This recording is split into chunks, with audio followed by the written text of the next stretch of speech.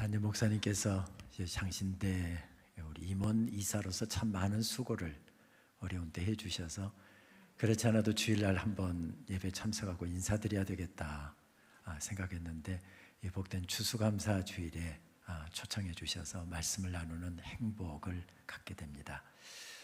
참 감사한 것은 어려운 때 우리 성도님들 귀한 마음 못 오셔서 은혜를 떠올리고 감사하는 모습이 하나님 얼마나 기뻐하실지 모르겠습니다. 언젠가 이런 재미있는 글을 읽은 적이 있습니다. 야간 작업을 마치고 늦게 집으로 가는 길이었습니다. 집이 인천 계양구여서 집으로 가는 88번 버스를 탔지요. 배가 고파서 차가 빨리 가기를 바라며 버스를 탔는데 뒤에 오던 81번 버스와 앞지르기 경쟁을 하더군요. 그러다가 마침 신호등 앞에 81번과 88번이 두 버스가 나란히 서게 되었습니다. 그런데 동시에 문을 열고 피 튀기는 말싸움에 돌입을 하더군요. 결국 열을 잔뜩 받은 우리 88번이 81번으로 쫓아 올라가더군요. 그런 모습을 보며 우리는 은근히 우리 88번이 이기기를 응원까지 했지요. 그런데 신호등이 바뀌자 81번이 88번을 태운 채로 출발을 해버리는 것이었습니다. 그 순간 88번 버스에 탔던 우리는 모두 멍해졌습니다. 기사가 없는 버스에 찬바람만 휑하게 불어오더군요. 기사 아저씨가 이제 오나 저제 오나 기다리고 있는데 100m 전방 유엔묘지 커브 도는 데서 열심히 뛰어오는 기사 아저씨가 보였습니다. 불쌍해 보이더군요.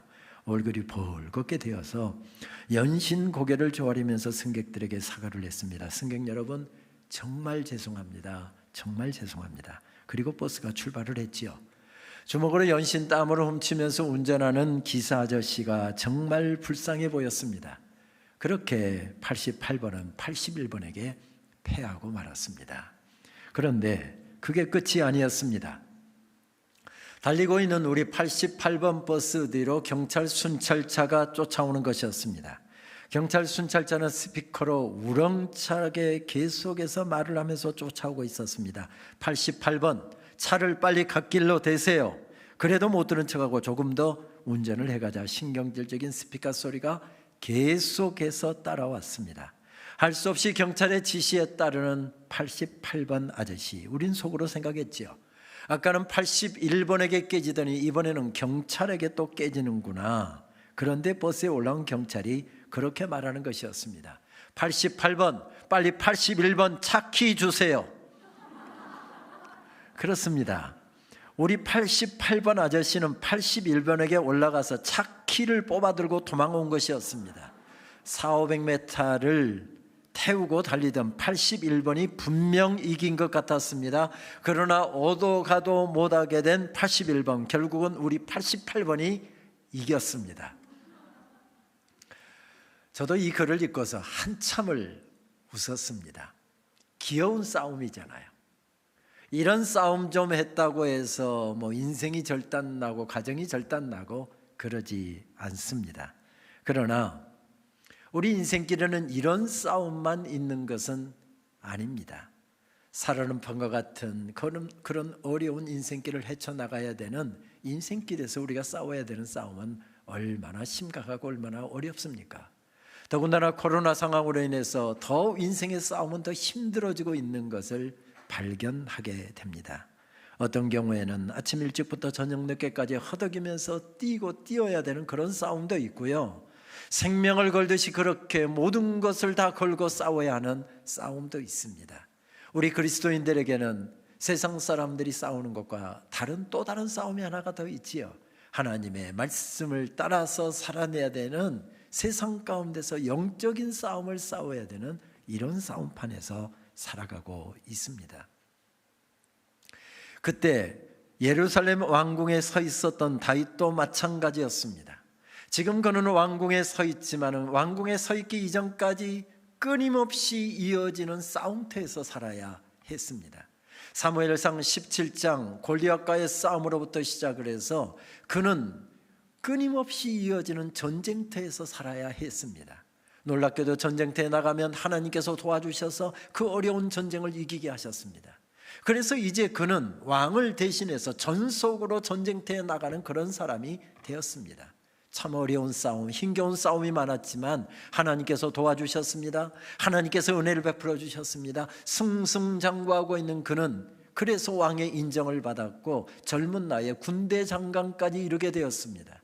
지금으로 치면 참모총장이나 국방부 장관에 해당되는 그런 젊은 날에 성공하고 승리하는 이런 영광도 누렸습니다. 그러나 이렇게 잘 나가다 보면 인생에 또 다른 어려움이 부딪혀 오게 되지요. 왕이 자기를 질투하는 것입니다. 자기를 죽이려고 달려드는 것입니다. 그에게 창을 던져대고 활을 던져냅니다. 그래서 젊은 날에 이루었던 성공도, 젊은 날에 차지했던 모든 영예와 모든 자리들도 다 내려놓고 왕궁을 도망 나와야 했습니다. 그것으로 끝이었습니까? 군대를 풀어서 그를 잡아 죽이려고 하는 이 왕이 풀어놓은 군대가 하루도 쉬지 않고 자기를 추격해 옵니다. 그래서 다윗이 서 있었던 삶의 자리를 표현하는 성경에서는 그 자리를 표현할 때마다 독특한 단어가 항상 따라붙고 있습니다.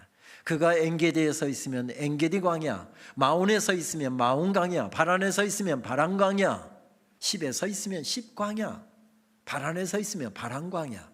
계속해서 광야라는 이름을 통해서 다윗이 서 있는 삶의 자리를 표현하고 있습니다. 광야는 이를 악물고 도망을 해야 하고 때로는 눈물에 탄식을 올려드려야 됐고 배신자들의 음흉한 칼날이 번뜩이는 곳입니다. 그곳에는 안정도 없습니다. 미래도 없습니다. 평화도 없습니다.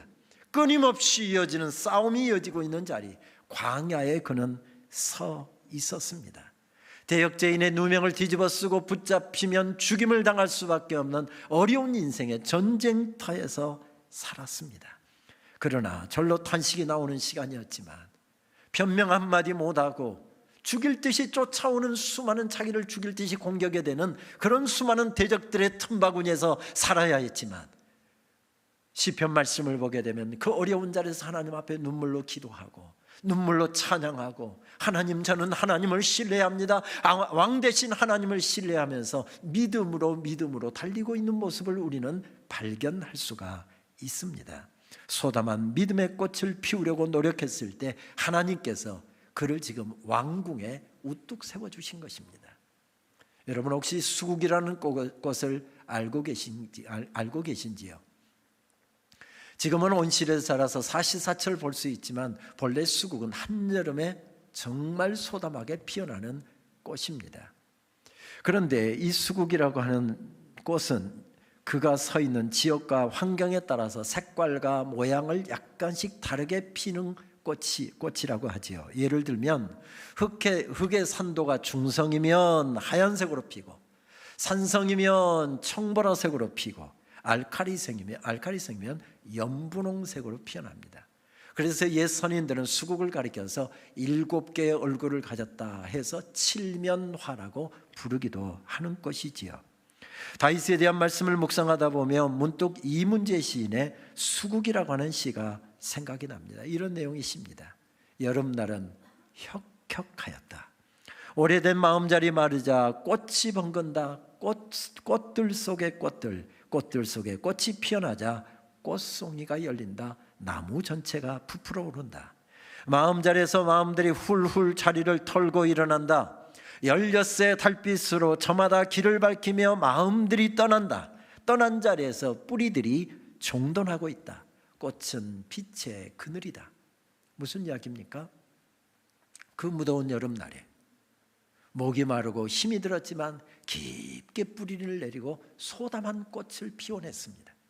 지나가는 사람들이 그 꽃의 아름다움을 보고 서로들 감탄을 합니다. 어떻게 이렇게 아름다울 수 있을까? 그런데 그 아름다움도 16세 달빛이 지나가고 나니까 보름 정도가 지나고 나니까 꽃이 시들더랍니다. 꽃이 떨어지더랍니다. 실망할 수 있는 자리에 서 있었다는 말씀이지요. 안타까워할 수 있는 자리에 서 있었다는 말씀이지요. 그런데 수국은 실망하지 않고 다시 뿌리를 깊게 다시 내리고 내년 여름에 꽃을 피울 준비를 하고 있더라는 것이죠. 다윗의 인생이 마치 수국과 같았습니다.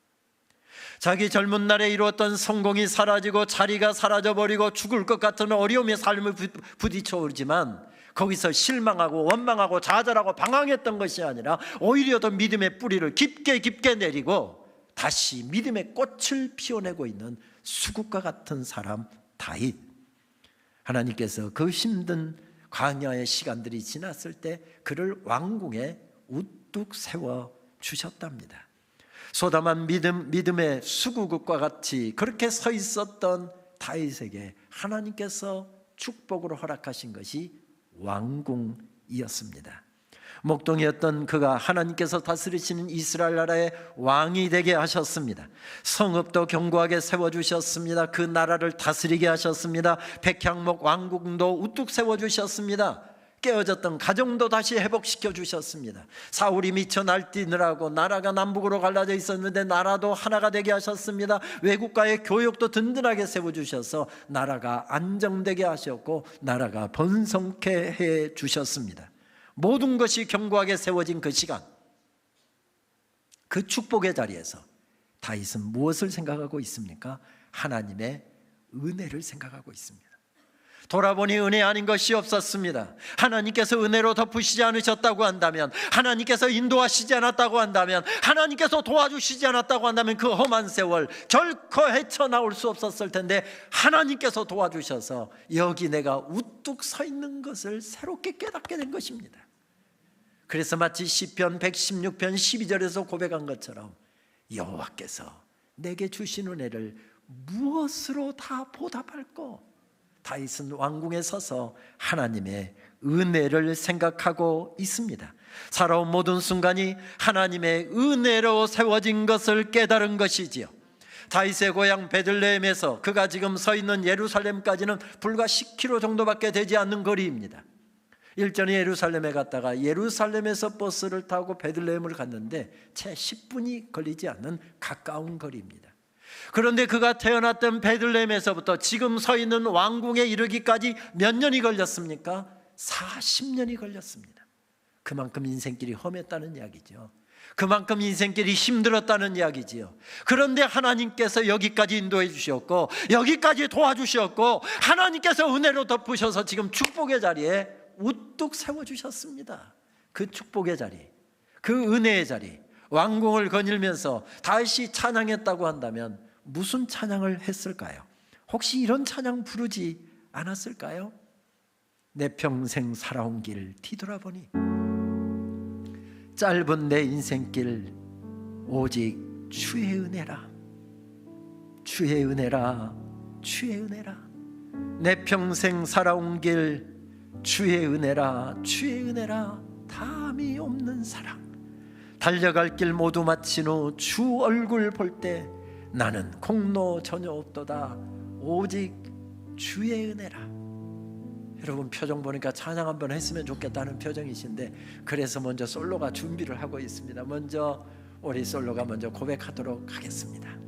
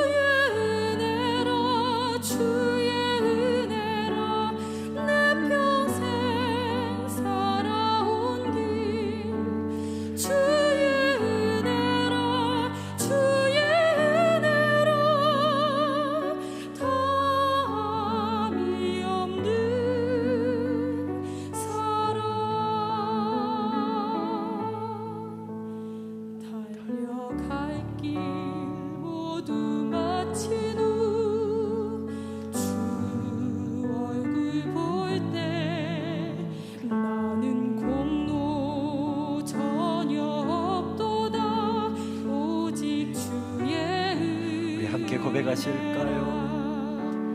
지금까지 지내온 것 주의 크신 은혜라 아니 없는 주의 사랑 어찌 이루 말하랴. 자나깨나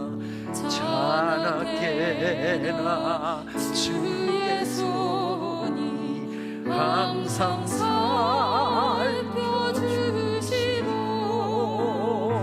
모든 일을 주 안에서 형통하게 하시네. 주의 은혜라 주의 은혜라 내 평생 살아온 길 주의 은혜라 주의 은혜라 답이 없는 사랑 달려갈 길 모두 마치고 주 얼굴 볼 때 나는 공로 전혀 없도다 오직 주의 은혜라. 할렐루야. 험한 인생길 돌이켜보니 주의 은혜로 덮으셨습니다. 주의 은혜가 아니면 그 험한 세월 결단코 헤쳐나올 수 없었을 텐데 주님이 도와주셨습니다. 주님이 인도하셨습니다. 걸음걸음마다 주님이 안고 가셨습니다. 업고 가셨습니다. 그 억울하고 분노가 솟구쳐 오르던 시간도 주님께서 내 상한 마음 어루만져 주셨고 은혜로 덮으셨습니다. 주님이 다스리셨습니다. 내가 한 것이 아니었습니다. 내가 이 자리에 서 있는 것이 내가 잘나서, 내가 똑똑해서, 내가 능력이 있어서, 내가 좋은 학교 나와서, 내가 성실하기 위해서, 내가 투자 잘해서 이만큼 사는 것이 아니라 하나님께서 여기까지 인도하셨고 하나님께서 도와주셨습니다. 하나님께서 다스려 주셨습니다. 하나님이 통치하시고 다스려 주시는 은혜가 있어서 여기 내가 지금 우뚝 서 있는 것을 깨달은 것입니다. 조선시대의 한 왕이 민정시찰에 나섰답니다. 영의정을 동반하고 평민복장으로 변복을 하고 저 뒤에 호위무사가 한두 사람 따른 것은 아니었지만 둘이서 저작거리를 누비면서 백성들이 사는 것도 살펴보고 백성들의 민심도 살피고 그렇게 민정시찰을 하다가 해가 저물어 가면서 저녁 식사도 할 겸 민심을 살피기가 제일 좋은 것이 주막이어서 백성들이 먹고 사는 국밥 한 그릇을 시켜놓고 국밥이 나오기를 주막에 앉아서 기다리고 있었답니다. 그런데 영의정이 벽에 걸린 한 글자를 딱 보더니 얼굴이 딱 굳어지면서 왕에게 와서 그렇게 이야기하더랍니다. 전하 큰일 났습니다. 들켰사옵니다. 그게 무슨 소린가? 그랬더니 귓속말로 무슨 소린가 했더니 영의정이 대답 대신에 벽을 딱 가리키는데 벽에 보니까 이런 글귀가 붙여져 있더랍니다. 손님은 왕이다. 다윗은 누가 우연히 붙여놓은 글귀를 보고서 그 사실을 깨달은 것이 아니었습니다. 누가 가르쳐 주어서 알았던 내용이 아니었습니다.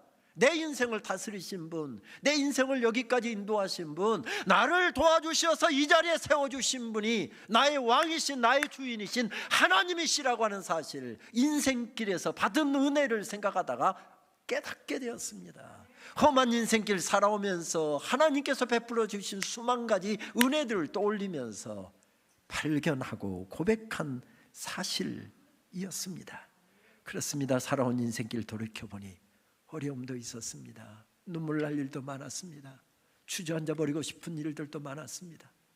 정말 스스로 모든 것을 포기해버리고 싶은 그런 시간도 있었습니다. 그런데 하나님께서 내 인생 여기까지 인도해 주셨습니다.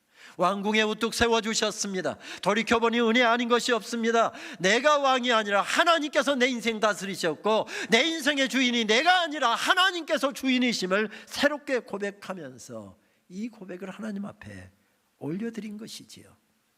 그리고 그 고백을, 그 은혜를 새롭게 깨닫고 그 고백을 올려드리면서 제일 먼저 했던 일이 무엇이었습니까? 오늘 말씀과 그 앞에 말씀, 사무엘하 6장 말씀을 연결해 보면 제일 먼저 했던 일은 법궤를 왕궁에 모셔드리는 일이었습니다. 법궤는 하나님의 임재의 상징이었죠. 저 안에 만나 항아리가 있었습니다. 하나님께서 먹이신다는 뜻이지요. 그곳에 아론의 쌍난 지팡이가 있었습니다. 하나님께서 지금 통치하신다는 것이지요. 거기에 십계명 돌판, 하나님께서 손으로 새겨주신 십계명 돌판이 들어있었습니다. 하나님께서 말씀하신다라고 하는 고백이지요. 그 말씀 따라서, 하나님의 인도하심 따라서 나가게 되면 너희들을 하나님께서 먹이시고 인도하시고 이 땅 살아가는 동안 승리케 하실 것이다. 임재의 상징이었습니다. 그래서 이스라엘 백성들은 언제나 법궤를 메고 행군을 했습니다. 어려운 일이 부딪혀 오면 요단강이라든지 여리고성이라든지 그 우리 힘으로 어떻게 뛰어넘을 수 없는 장벽과 어려움이 오게 되면 언제나 법궤를 앞세우면서 달려나갔습니다. 그런데 잘 먹고 잘 살게 되면서 하나님을 찾지 않습니다. 하나님의 임재를 구하지 않습니다. 하나님의 도우심을 의지하지 않습니다. 그러면서 법궤가 어느 창고에 어디에 처박혀 있는지 관심도 없었습니다. 그런데 다윗은 내가 다스리는 이 나라의 왕궁의 심장부에 법궤를 모셔드리리라. 이 나라는 하나님께서 왕이시고 이 나라는 하나님께서 다스리심을 온 백성들로 하여금 깨닫게 하고 고백하게 하고 그 고백 따라 살게 하리라. 그런 생각을 가지고 법궤를 왕궁에 모셔드릴 계획을 세웁니다. 우여곡절이 없었던 것이 아니었습니다. 사무엘하 6장 1절 말씀을 보게 되면 작은 상자, 앞에서 여러분 사진 보셨지만 법궤는 네 사람이 메면 거뜬히 멜 수 있는 작은 상자입니다. 아니, 네 사람도 필요 없습니다. 두 사람이 함께 들고 가도 넉넉한 작은 상자입니다. 그런데 이 작은 상자 하나 왕궁에 들이면서 군대 3만 명을 동원했답니다. 그 당시에 군대 3만 명이라고 한다면 변방에 지금 경계를 서고 있는 군인들을 빼고 정군을 다 동원했다는 이야기입니다. 도대체 왜 이렇게 작은 상자 하나 들이면서 호들갑을 떤 것일까요? 상상을 해보면 어쩌면 왕궁으로 법궤가 들어오는 그 길목에 2열 종대로 어쩌면 군인들을 다 도열했을지 모릅니다. 이 엄청난 광경을 지켜보려고 백성들이 연변에 나와서 전부 다 구경하고 서 있습니다. 지금 다윗은 법궤를 왕궁에 들이면서 법궤를 뒤따라가며 덩실덩실 춤을 추면서 찬양했다고 성경은 우리에게 알려주지 않습니까? 지금 뭘 하고 있는 것입니까? 하나님의 임재가 떠난 나라, 하나님의 임재가 떠난 가정, 하나님의 임재가 떠난 인생, 하나님의 임재가 떠난 교회 망한다. 하나님의 임재는 생명을 걸고 지켜내야 된다. 젊은이들에게 이것을 외치고 있었던 것이죠. 이것을 무언의 설교를 통해서, 무언의 고백을 통해서 지금 젊은이들에게, 온 백성들에게, 온 나라에 선포하고 있었던 것입니다. 그리고 오늘 사무엘하 7장 말씀으로 넘어오게 되면 그 법궤를 모신 하나님의 성전을 지을 계획을 세웁니다. 오랫동안 계획한 것 같습니다. 기도로 준비했습니다. 모든 물자 다 준비했습니다. 그리고서 영적인 멘토인 나단 선지자를 불러서 모든 준비가 마쳐진 다음에 이 계획을 처음으로 알렸답니다. 나단 선지자가 얼마나 좋아하던지요. 배야, 어떻게 그렇게 귀한 생각을 다 하셨습니까? 하나님이 정말 기뻐하시겠습니다.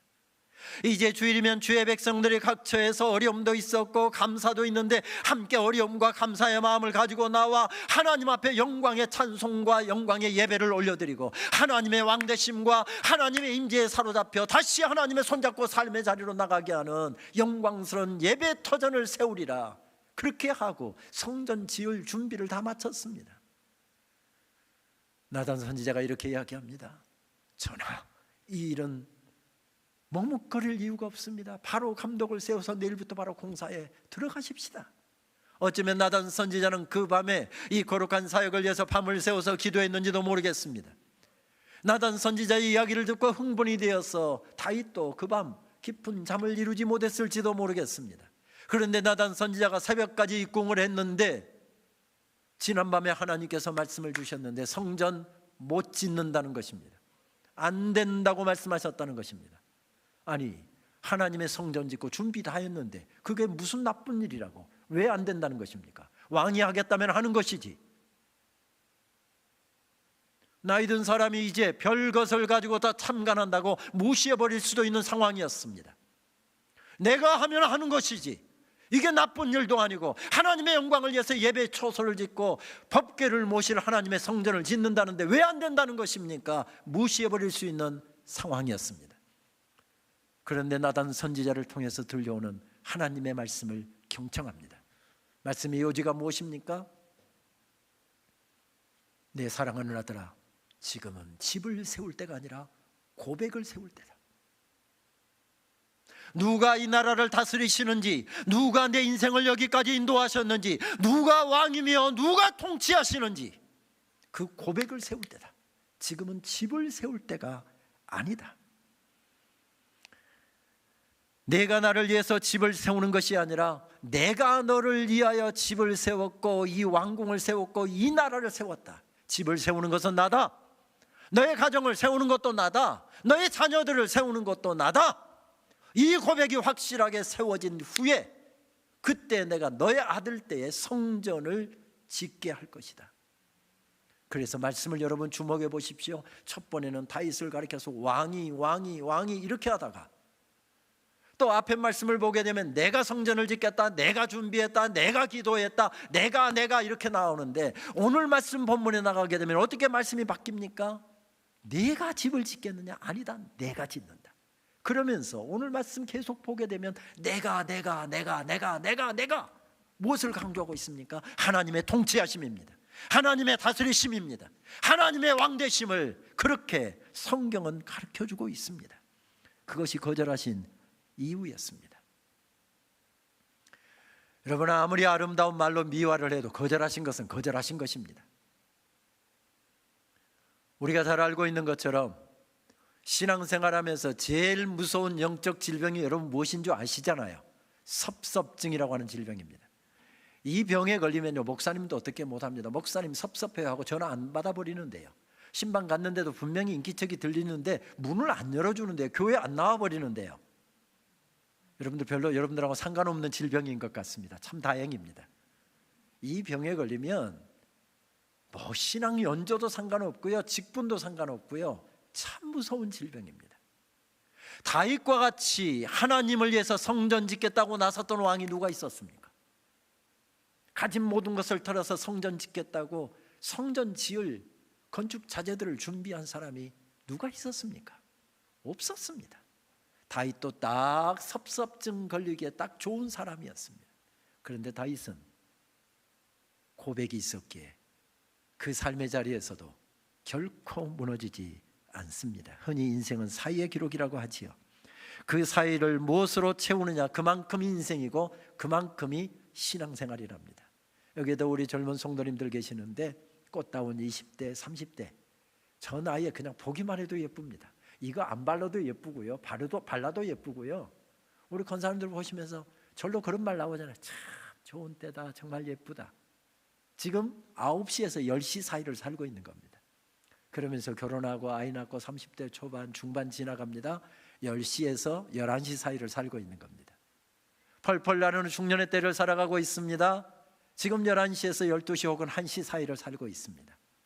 그리고 이제 안정되고 기반도 잡고 50대 초반을 살고 있습니다. 1시에서 2시 사이를 지나가는 것이지요. 계속하면 기분 나쁠 텐데 계속할까요? 그 사이를 무엇으로 채우느냐, 그것이 인생이랍니다. 나는 지금 2시에서 3시 사이를 살고 있는데 늘 이 사이를 무엇으로 채울까 고민하지 않고 늘 옛날에 꽃다운 시절만 생각하며 사는 거, 이거 바른 신앙생활 아니라는 것입니다. 그때 무엇으로 채우느냐, 오늘 지금 무엇으로 채우느냐. 그러니까 우리는 옛날을 거들먹거리면서 사는 사람들이 아니고 옛날에 한때 이렇게 신앙생활했던 그것을 가지고서 사는 사람이 아니라 오늘을 사는 사람이라는 것이죠. 수국과 같이 아름다운 믿음을 가지고 그 광야길을 헤쳐 다닐 때 아무리 아름다운 찬양을 올려드렸고 아무리 아름다운 기도를 올려드렸다 할지라도 지금 다윗이 실패하면 다 실패한 것입니다. 오늘을 그는 무엇으로 채우고 있습니까? 하나님이 왕이시다. 하나님이 대장이시다. 내가 왕이 아니라 하나님이 왕이시다. 그러면서 오히려 무엇으로 채우고 있습니까? 고백으로 채우고 있습니다. 감사로 채우고 있습니다.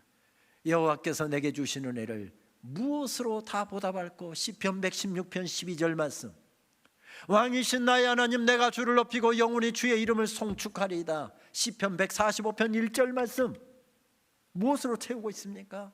이 어려움의 시간에, 이 고난의 시간에 고백으로 채우고 있습니다. 감사로 채우고 있는 것을 발견하게 됩니다. 우리 믿음의 선배들은 가난하고 배고프던 시절에 한 해의 절반을 보내면서 보리농사 밀농사를 마치고 나면 전반기를 감사하게 해서 맥주감사절로 지켰고요. 그리고 조나 별을 추수한 다음에 가을 거지를 가을 추수를 마친 다음에는 추수감사절로 지켰습니다. 가난하고 배고프던 시절 먹고 사는 것 자체가 어려웠을 때였지만 베풀어 주시는 애를 깊이 생각하면서 마음을 모아서 고백을 올려드리고 작은 것이라 할지라도 하나님 앞에 첫 예물을, 첫 열매들을 하나님 앞에 올려드려서 감사절을 지켰습니다. 어렸을 적 고향교회에서 감사주의를 지키던 때가 생각이 납니다. 어쩌면 저도 보릿고개 마지막 세대일지 모르겠는데 들의 보리가 파랗게 자라가고 이제 보리가 피어나기 시작하면 집집마다 식량이 달랑달랑합니다. 그래서 새끼 먹던 거 2끼로 줄이고요. 그리고 보리가 누렇게 익으면 5월 말 5월 중순 초부터는 1끼로 줄였습니다. 그때 뭘로 연명합니까? 저희 고향에서는 고구마가 많이 나서 거의 고구마 점심은 고구마로 때웠습니다. 고구마가 건강식이라고 이야기하는데 제 아내는 도시 출신이어서 지금도 집에 고구마가 안 떨어지는데 저는 지금도 고구마에 손이 잘 안 갑니다. 그때 하도 질려갔고요. 그런데 5월달 지나가면 고구마도 떨어집니다. 학교를 갔다 왔는데 집을 샅샅이 다 뒤져도 먹을 게 없습니다. 그러면 옛날에 통성량이었잖아요. 성냥개비 몇 개 뽑고 옆에 조금 잘라서 그것을 가지고 주머니에 담고 들러 나갑니다. 보리가 누렇게 익어가고 있고 밀밭이 누렇게 지금 변해가고 있습니다. 절대 우리 밭으로는 안 들어갑니다. 꼭 남의 밭에 들어가서 잘 익은 보리 이삭, 밀 이삭 그거 꺾어갖고요. 장소 이동해서 나뭇개비 모아서 불 피워갖고 그거 그을려서 불어갖고 탁 틀어놓고 그걸로 그렇게 배를 채우고 그 집 밭에서 제가 나오면 우리 밭에서는 그 집 아들이 나옵니다. 다 그냥 상주하는 것입니다. 그렇게 하면서 보리 타작을 하고 나면 어김없이 교회에서 누런 봉투, 다음 주일이 맥주감사주일이니까 보리쌀 채우라고 누런 봉투를 줍니다. 저희 형제가 7남매였는데요 맥주감사주일날 아침에 생각해 보면 어머니가 보리쌀을 담는데 우리 보리쌀 되게 많이 없어지네. 그래서 어머니 곁에 서서 그래서 엄마 반만 담아. 이놈아 그러는 법 아니요. 어머니 가득 채워주시고요. 뚜껑도 안 닫힐 정도로 가득 채워주신 다음에 오랜 시간이 지나서도 어머니가 제게 했던 이야기는 지금도 가슴에 새겨져 있습니다. 운종아, 이것은 하나님 것이다. 하나님 것은 한 톨도 흘리면 안 된다. 이거 들고 가서 하나님께 정성껏 올려드리면서 꼭 그렇게 기도해야 된다. 하나님 지난 6개월 동안 저 잘 키워주셔서 감사합니다. 하나님께서 큰일하는 일꾼 되게 하나님 축복해 주세요. 뭐라고? 무슨 기도하라고? 어머니가 시킨 기도를 그대로 했습니다. 왜냐하면 예배드리고 오면 어머니가 또 확인하니까. 그렇게 예배드리고 나면요 맥주감사주일에 추수감사주일에 꼭 교회에서 선물을 주었습니다. 그때 최고의 선물, 어린아이들에게 최고의 선물은 이렇게 큰 눈깔 사탕, 하얀 바탕에 빨간 줄 몇 개 그어진 거 있잖아요. 그거 딱 입에 물고 교회에서 내려오면 세상이 다 내 겁니다. 저 일주일 동안 그거 빨았습니다. 어떻게 해요? 아까우니까 좀 빨다가 선반에다 숨겨놨다가 다시 지금 생각하면 먼지구석인데 그것도 한참 또 빨다가 또 그 다음날 빨려고 숨겨놓고 세상이 다 내 거였습니다. 벌쩍벌쩍 뛰면서 교회당 언덕에서 내려오다 보면 어머니가 어른 예배 드리시려고 머리에 누런 보리쌀 가득 이고서 교회당에 예배 드리러 올라가십니다. 그런데 어머니가 교회당 올라가시면서 꼭 감사절만 되면 맥주절도 그렇고 추수감사절도 그렇고 꼭 울면서 올라가시는 것입니다. 그때는 어머니가 왜 울면서 올라가실까? 저는 몰랐습니다. 그런데 이제야 어머니의 마음이 느껴집니다. 하나님, 지난 춘궁기에도 우리 새끼들 굶어 죽지 않게 해주셔서 감사합니다. 하나님 주신 첫 열매 여기 있습니다. 하나님, 우리 새끼들 키워주시옵소서. 축복해 주시옵소서. 눈물의 기도를 올려드리면서 감사의 제단 쌓으려고 지금 하나님의 전으로 올라가고 있는 것입니다. 그거 팔아봐야 보리쌀 4대나 5대 됐을 텐데 그거 얼마나 될까요? 그러나 그것은 제 어머니의 하나님께 올려드린 눈물 젖은 기도였고 눈물 젖은 감사였던 것이지요. 가만히 생각해 보니 제가 잘난 것도 없고 똑똑한 것도 없고 제가 수완도 좋은 것도 아니고 누가 끌어준 것도 아니고 누가 제 뒤를 봐준 것도 아니고 이만큼 살고 있는 것, 이 자리에 서 있는 것이 다 하나님의 은혜였구나. 그런 눈물 젖은 기도와 눈물 젖은 감사를 받으시고 하나님께서 이만큼 살게 하셨구나. 그런 감사를 새롭게 발견하게 됩니다. 여호와께서 내게 주신 은혜를 무엇으로 다 보답할까? 지금 그 고백을 하나님 앞에 올려드리고 있는 것이지요. 오늘 추수감사절 어떤 예물을 준비했든지 간에 가장 중요한 것은 감사입니다. 여호와께서 내게 주신 은혜, 그 은혜를 하나하나 떠올리고 내 마음속에는 감사가 가득해서 여호와께서 내게 주신 은혜를 무엇으로 다 보답할까? 그렇다고 한다면 여러분들은 오늘 지금 최고의 감사줄 예배를 드리시는 것입니다. 내가 아무리 지금 큰 집에 살고 있어도 아무리 큰 차 사고 있고 넉넉한 삶을 살고 있어도 그 감격이 없고 감사가 없고 그냥 맹숭맹숭하게 앉아서 예배 드리다 가신다고 한다면 여러분들은 지금 온전한 감사절을 지키고 있지 않는 것일 수도 있습니다. 말씀을 준비하는데 오래전 기억 하나가 떠올랐습니다. 아주 오래전, 그러니까 1985년 11월 하순 딱 이때였습니다. 저는 그때 응암동에 있는 한 교회에서 고등부 교육전도사를 하고 있었고요, 신학대학원 졸업반이었습니다. 임지를 놓고 오래전부터 기도하고 있었는데 임지가 결정된 것도 아니었습니다. 토요일날 어느 하루 종일 작은 상을 펴놓고 상에 앉아서 쪼그리고 앉아서 하루 종일 주일날 우리 고등부 아이들에게 전할 하나님의 말씀을 준비하고 있었습니다. 그러다가 이제 하루 종일 쪼그리고 앉아서 말씀 준비하다 보니까 피곤하기도 하고 머리도 좀 식힐 겸 찬송을 들으려고 라디오를 켰습니다. 그리고 채널을 돌려서 기독교 방송의 채널을 찾아서 맞추는데 마침 어느 찬송이 나오고 있었는데 처음 듣는 찬양이었습니다. 그런데 첫 가사부터 얼마나 제 가슴을 치는지, 그때 카세트에 보통 녹음 테이프들이 들어있잖아요. 그거 다 돈 주고 산 건데 그걸 플레이를 하면 지금 나오고 있는 노래가 녹음이 되는데 그 테이프는 지워지니까 테이프는 이제 못 쓰게 되는 것이지요. 지금이야 인터넷에 검색하면 웬만한 노래 다 찾아서 우리가 다시 들을 수 있지만 그때 그건 놓치면 악보도 구하기 어렵고 찬양도 놓칠 수밖에 없는데, 그래서 저는 바로 테이프는 다시 사면 되지 해서 녹음 버튼을 눌렀습니다. 그리고 앞부분이 이만큼 잘려나간 그 노래를 저는 100번도 더 되감아서 듣고 또 들으면서 울었던 적이 있었습니다. 그때 앞부분이 잘려나간 찬송은 이 찬송이었습니다. 죄악에 썩은 내 육신을 주님이 쓰시려 했네.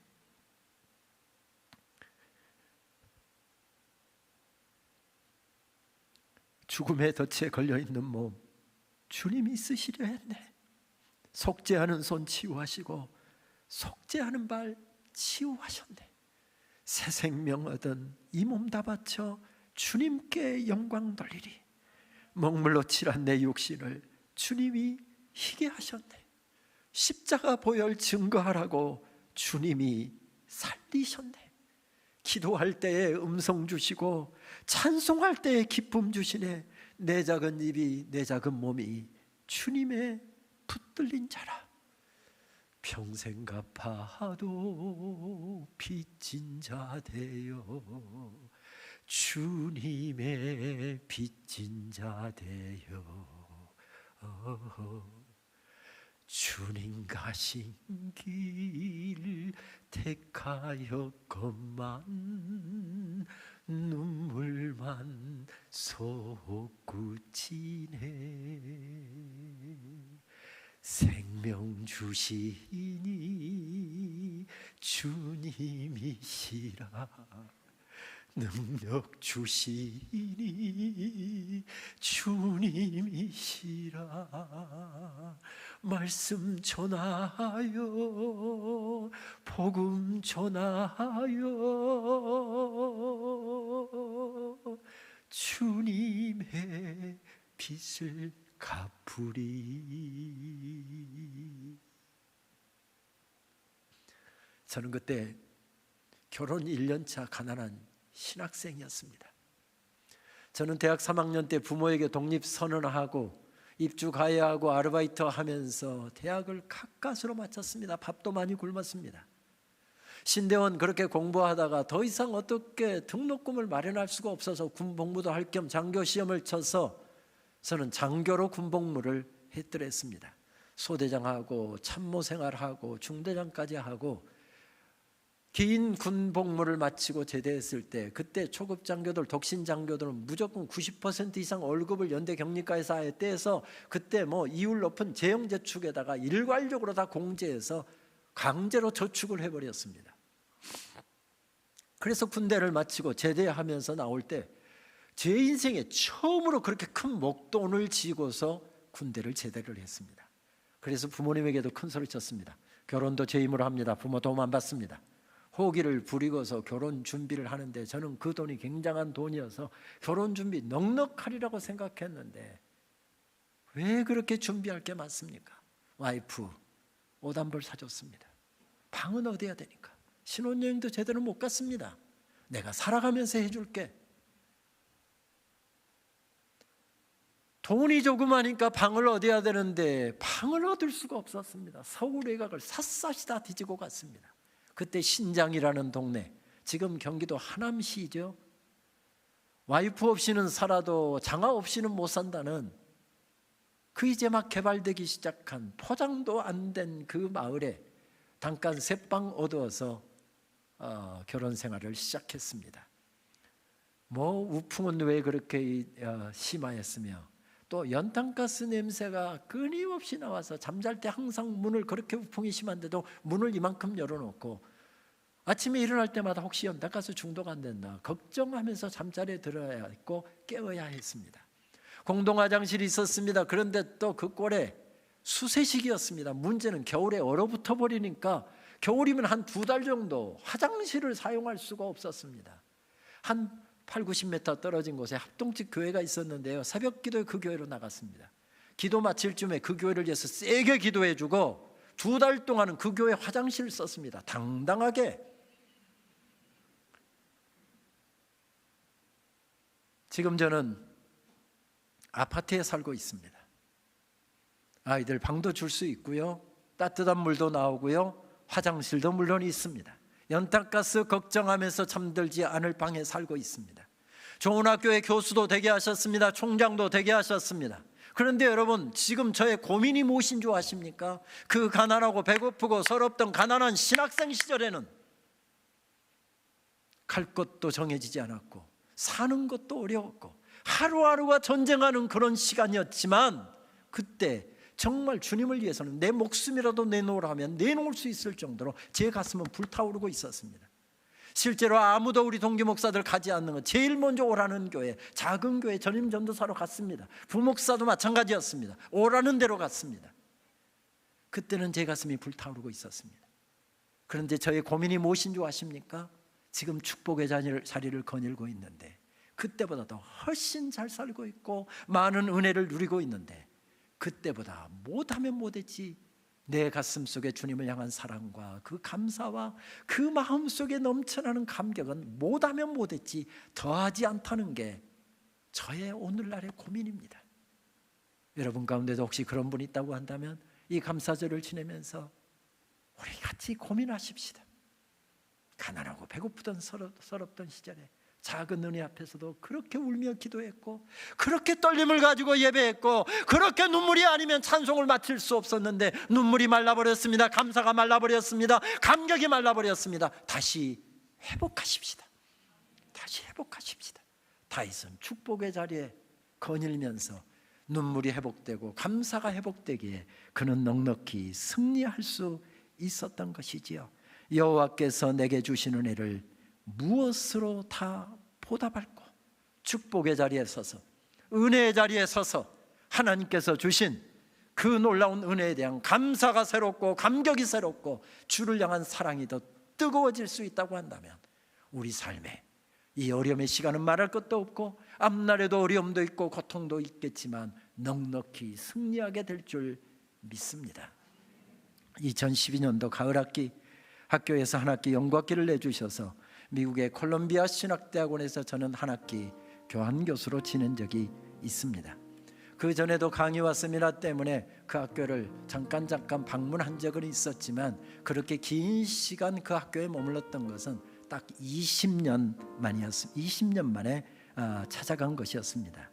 그때로부터 20년 전 저는 한국에서 담임 목회를 하다가 늦은 나이에 대학원 지도교수의 강권에 못 이겨서 유학을 떠났는데 그 학교에 가서 다시 석사과정을 밟았더랬습니다. 8월 말 총장실에서 연락이 왔습니다. 8월 29일에 미국은 보통 가을학기부터 학년을 시작하잖아요. 입학식 겸 개강 예배 겸 컨버케이션 예배가 있는데 교수님 참석하실 수 있습니까? 하는 연락이었습니다. 당연히 참석하겠다고 했습니다. 그날 기도도 좀 하고 싶은 마음 때문에 예배 시간 일찍 도착을 했습니다. 예배 장소에 가서 20년 전에 저 뒤에 앉아서 예배 드렸는데 그 자리를 찾아서 앉아서 기도를 하는데 마음속에 얼마나 감사가 밀려오던지요.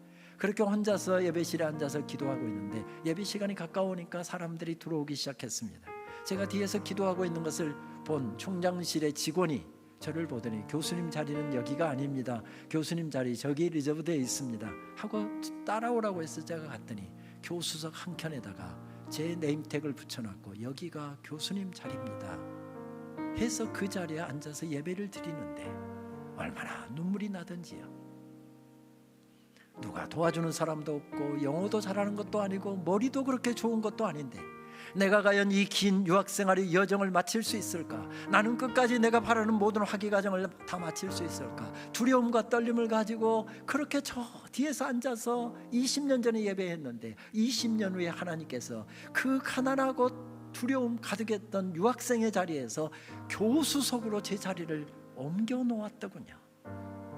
돌아온 시간들 생각해 보니 하나님의 은혜로 인도하시고 세우셨고 여기까지 이끌어 주셨던 것을 발견하면서 그 예배에서부터 시작해서 한 학기 그 학교에 머무는 동안 강의실에서 캠퍼스를 거니면서 얼마나 많이 울었는지 모릅니다. 그 학기의 주제 찬송은 바로 이 찬송이었습니다.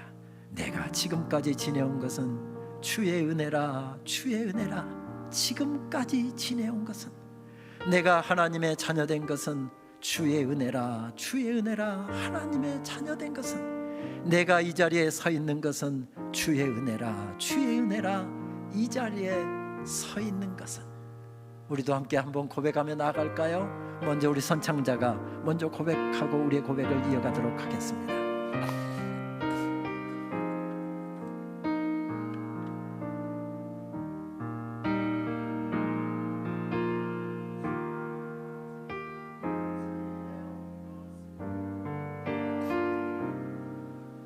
주의 은혜라, 주의 은혜라. 그렇습니다, 주님.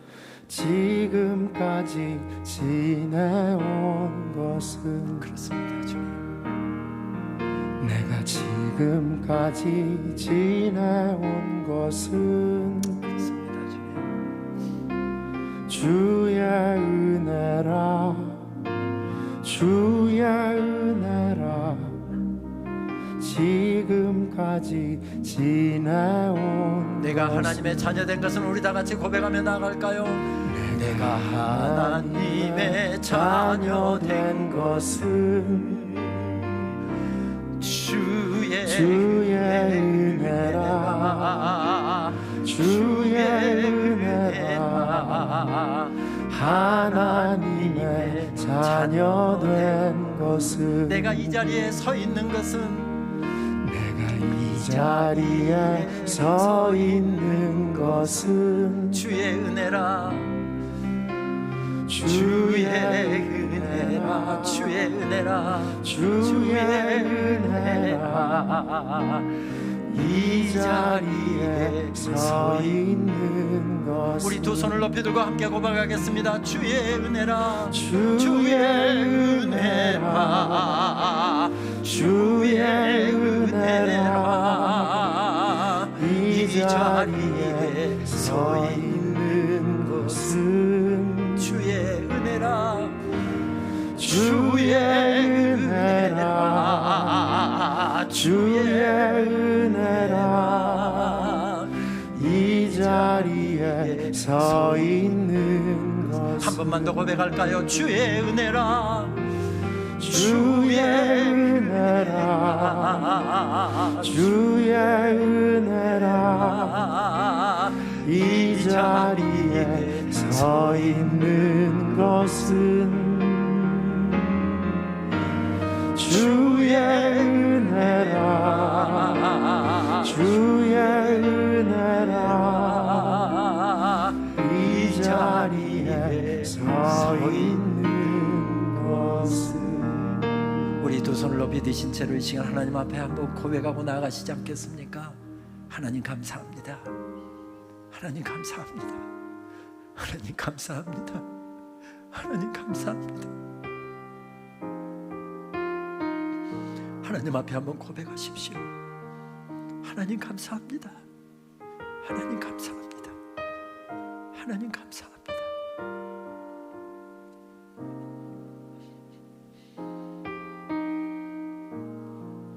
감사하신 하나님,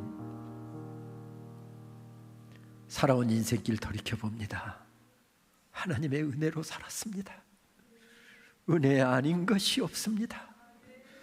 축복의 자리에서 하나님의 은혜를 깊이 생각했던 다윗과 같이 우리도 이 감사절 이 시간 하나님께서 우리에게 주신 수만 가지 은혜들을 생각합니다.